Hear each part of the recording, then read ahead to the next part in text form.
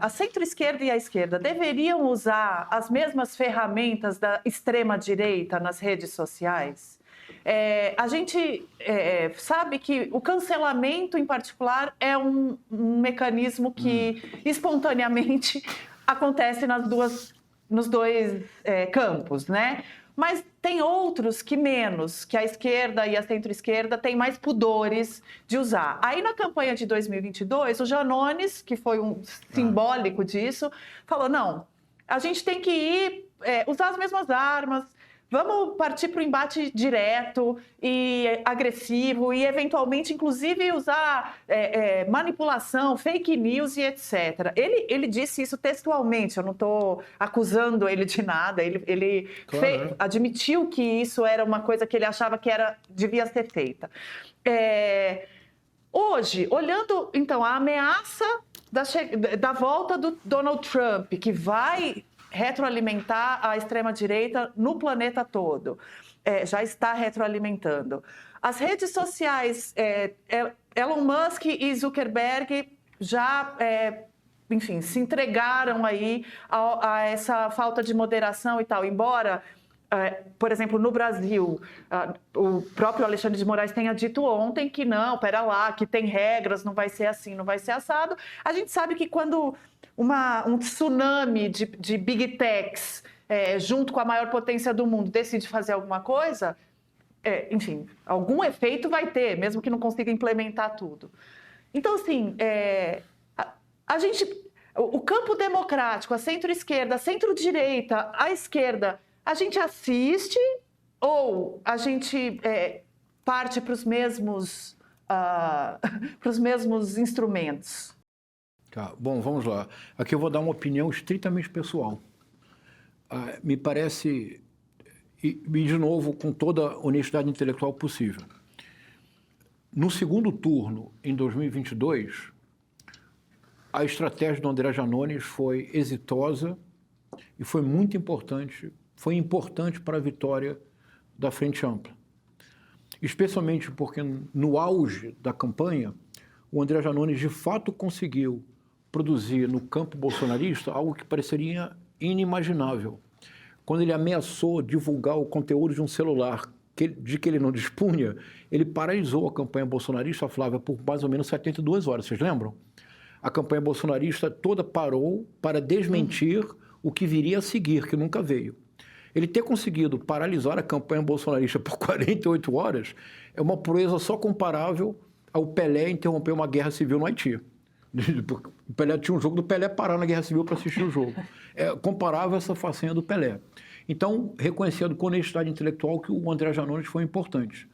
Mas me parece que seria o maior erro possível se nós adotássemos a estratégia da extrema-direita nas redes sociais. Primeiro, porque tornaria o diálogo não mais uma quimera, mas uma impossibilidade real. Não há diálogo possível com a estratégia da extrema-direita. Porque, veja, uma coisa importante, vou tentar ser breve. Uma coisa importante. A forma usual de lidar com a disputa de ideias no campo político, nós falávamos em luta ideológica e nós falávamos em disputa pela hegemonia, que é o conceito do Gramsci. Quando o Gramsci criou o conceito de hegemonia, que vem de uma palavra grega que quer dizer liderança, líder, é porque você está implícito que há outras ideias em jogo. E está implícito que você nunca vai ser a única voz absoluta. Tanto que quando a extrema-direita diz, Olavo de Carvalho dizia, a hegemonia absoluta da esquerda, a frase é uma tolice. Se é hegemonia, não pode ser absoluta. Porque se é hegemonia, porque tem outras ideias em jogo, disputando a atenção do espaço público. A extrema-direita fala em guerra cultural. É assim que fala nos Estados Unidos, cultural war. E todos falam em guerra cultural. Luísa, na guerra, quando você identifica o outro, não é alguém que pensa de forma diferente com quem eu dialogo. Na guerra, o outro é o inimigo a ser eliminado.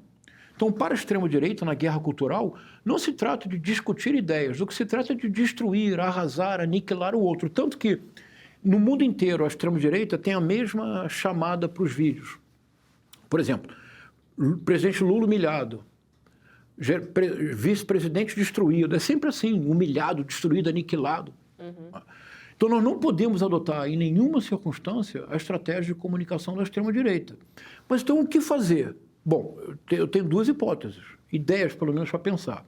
A primeira delas é muito importante compreender que a extrema-direita só avança se o tempo todo ela estiver no limite com ações criminosas. Por exemplo, me perguntaram, não lembro onde, mas numa live me perguntaram se eu considerava que a estratégia do Pablo Marçal, ao divulgar um lado falso, havia sido uma estratégia equivocada. Eu disse não. Estratégia equivocada foi o Boulos, Guilherme Boulos, no primeiro turno, tentar virar Lulinha Paz e Amor. O que o Pablo Marçal fez no segundo turno, fez na sexta-feira anterior à eleição, não é uma estratégia equivocada, é um crime federal. Porque é fraude, é crime. Boa parte do que a extrema-direita faz no mundo inteiro não é uma estratégia de comunicação, é crime contra a honra. Então nós temos que começar a recorrer de maneira mais frequente ao que o Estado democrático de direito coloca à nossa disposição. Boa parte das ações da extrema-direita incidem em crimes contra a honra. E por quê? É uma questão estrutural. Eles têm que lacrar para ter like, para ter lucro. Se você vem até aqui no primeiro lacre, você repete 2, 3 vezes, depois não pode mais, tem que ir acima, e acima, e acima. Chega um ponto que é crime. Primeira questão.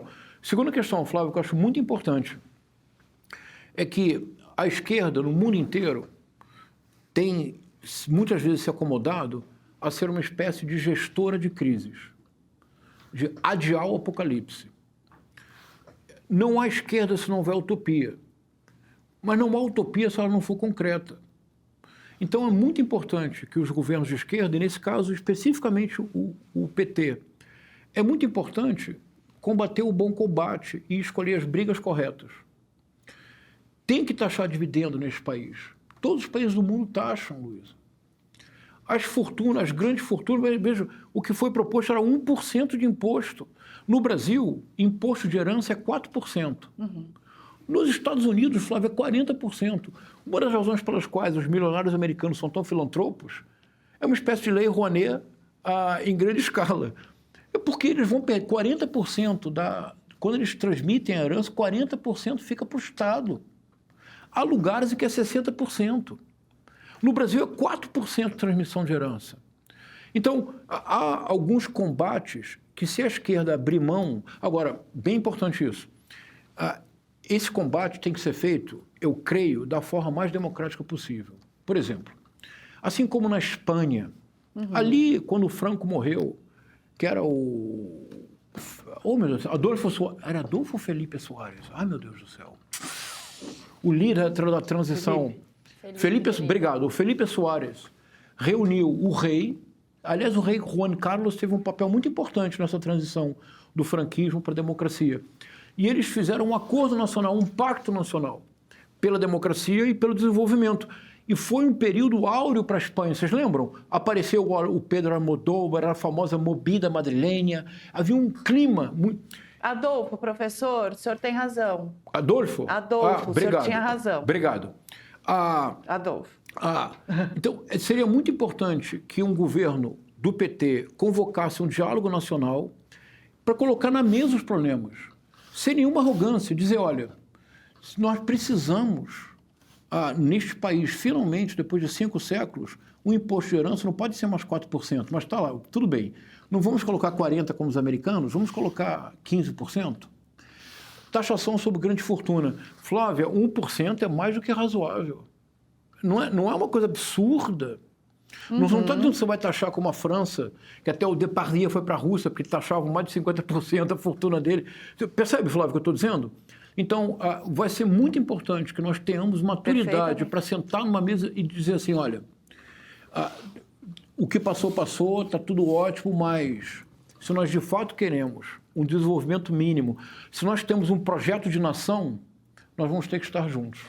Professor, então a estratégia que a esquerda tem adotado, não só na comunicação, mas na posição política mesmo, ao longo dos últimos anos, de ver como o Brasil é um país que está se virando à direita, como a gente tem visto, exatamente por causa dessa ideia de que o establishment é de esquerda, a esquerda vai se aproximando do centro, mas o Brasil já tem um centro e já tem uma direita.